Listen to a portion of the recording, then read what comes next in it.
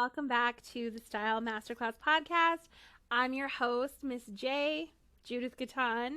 I am a style coach for curvy women. If you are catching this on YouTube, make sure you subscribe to the channel so you don't miss any of the upcoming episodes.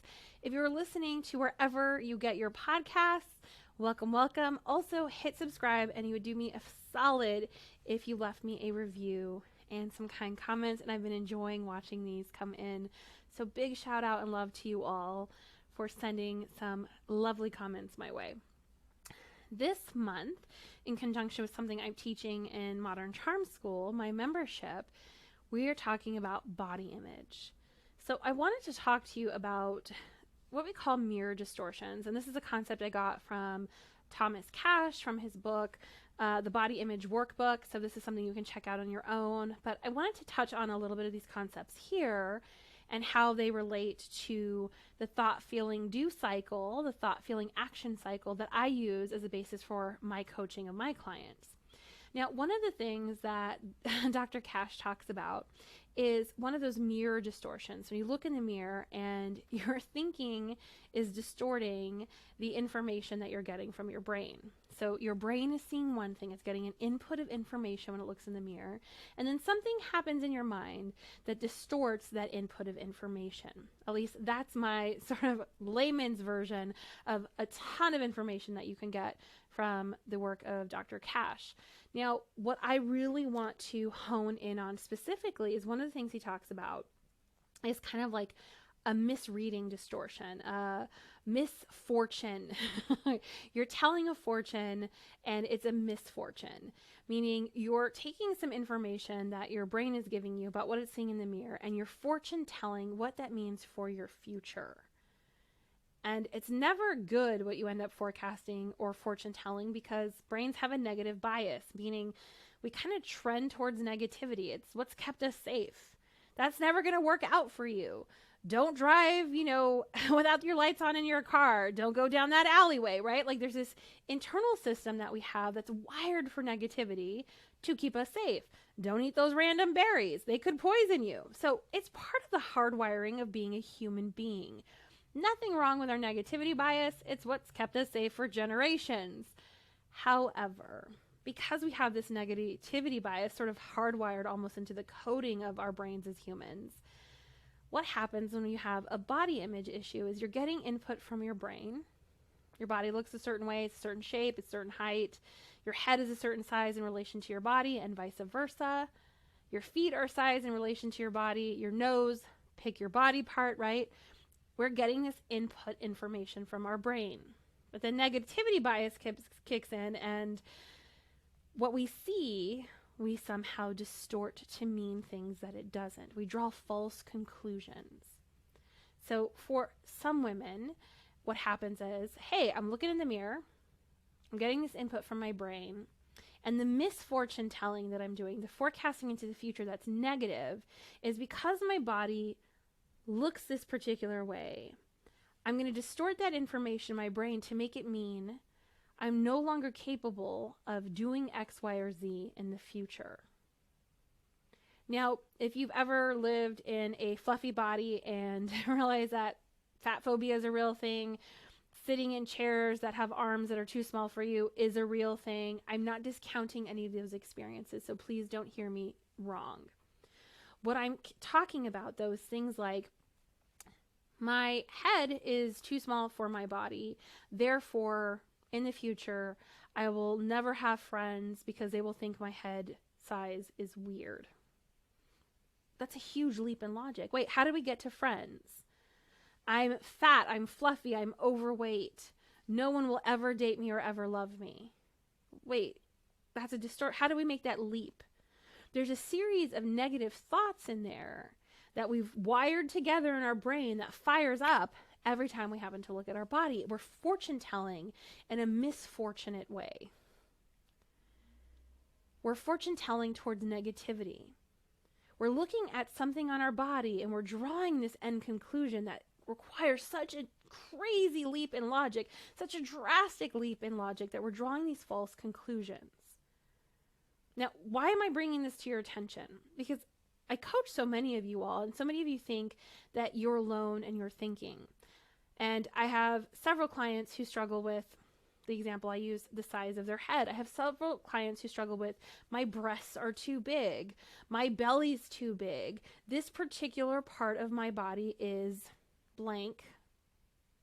Therefore, here's all the really big conclusions I'm going to draw from this input and this distortion in the mirror. And what I want you to know about this, and why I'm drawing it to your attention, is let's start to interrupt how automatic that is for so many of us.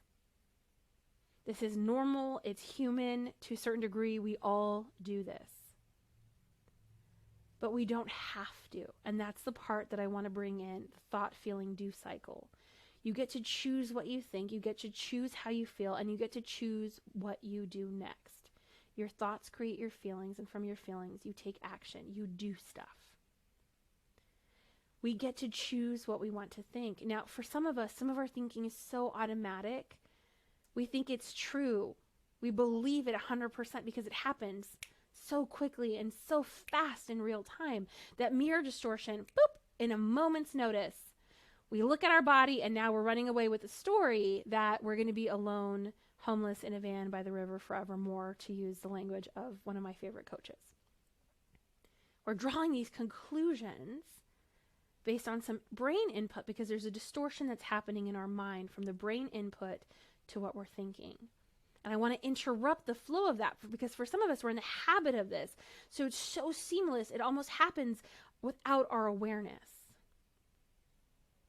And in order to really change something, to break a thought loop, to break a cycle of thinking that's not working for you, that makes you feel like crap, we first have to become aware that we're even doing it. So part of this week's podcast episode is to raise your awareness. To start to raise your awareness when you're looking in the mirror, something happens to that input in your brain, it gets distorted, and then you're drawing all this misfortune telling about what it means for your future. You can stop that flow of mere information and distortion. You can stop that flow of brain input, I'm going to make it mean something horrible about myself and therefore horrible about my future. We can interrupt that. So start to look out for it.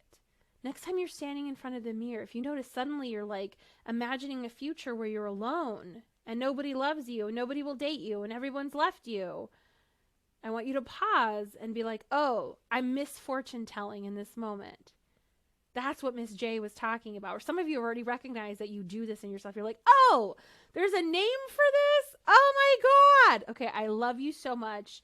You're not alone. There is a name for this because a lot of people do it. So we want to raise your awareness so we can start to interrupt that in real time.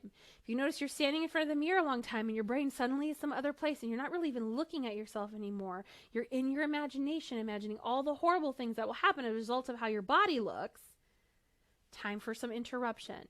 Hey, maybe we should walk away from the mirror. Maybe we need to go reframe what's possible for our future. I get to decide what's possible for my future, not the size or shape or weight of my body. I get to decide what's possible for my future, not the texture of my hair, the color of my skin, the amount of freckles or any sort of skin things I have going on in my body. I get to decide what I think, what I feel, and what I do, and ultimately the results I create for myself. I get to decide. That's really powerful to acknowledge. And yes, I love slapping pretty cute outfits on y'all. I love dressing y'all. And some of y'all, I'm having the funnest time right now styling you for future photo sessions. I mean, we're just having such a delightful time. I had an amazing session with a client today. I love it. I'm here for it. But remember, I'm also a master certified coach, and I'd be doing you a disservice if I just slapped a cute outfit on you and did not address what may be happening in the mirror for so many of you. So I tell you this information because I want to raise your awareness so we can start to interrupt that in real time. So, my darling, your mission, should you choose to accept it this week, is notice what's going on for you as you look in the mirror. Think about last week's episode where we talked about, are you focusing on the 1% and losing sight of the 99%? Are you focusing on this one tiny pixel and losing sight of your entire future? In this week's episode, we're talking about, are you fixating on one part of your body and then drawing this false conclusion about what it means about your future? Time to stop that stuff in its tracks. So we're going to raise your awareness. Are you doing the 1% magnifying glass thing? Or are you misfortune telling what happens for your future? If you're doing either one of those things, we're just raising your awareness so we can start to interrupt it. How do we interrupt it? We reframe. We're drawing a false conclusion here, brain. I see what you're doing. Time to zoom out again, brain. We don't need to focus on that 1%. And sometimes just something as simple as walking away from that mirror. All right, my loves, that is your mission should you choose to accept it. Raise your awareness, walk away if you have to, and reframe. If you enjoyed this week's episode, or if you know someone who would benefit from it, please share it with them whenever you can, wherever you can, whether they enjoy stuff on the YouTubes or they are a diehard podcast listener. We're available on YouTube and wherever you get your podcasts. For now, Miss J out.